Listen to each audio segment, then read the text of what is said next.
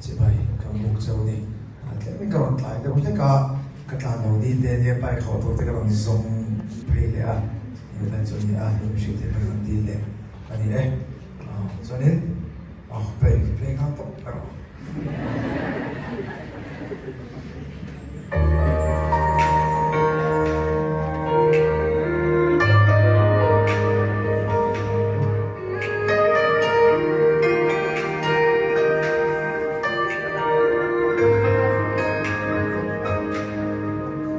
tiền kim ngân đôn sáng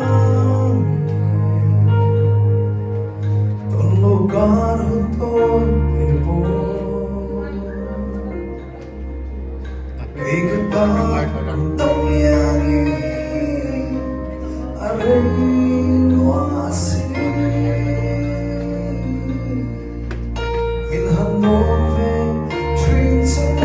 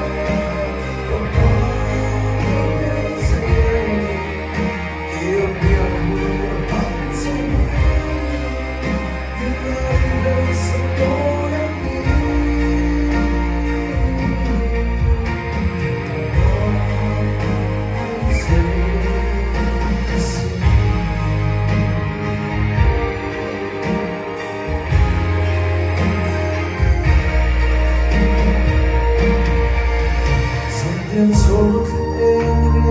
mãi mọi tình cảm tôi nhìn xem ôm hạt rung lên tua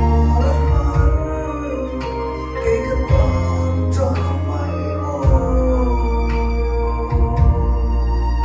mình hạt vô về chuyện sẽ có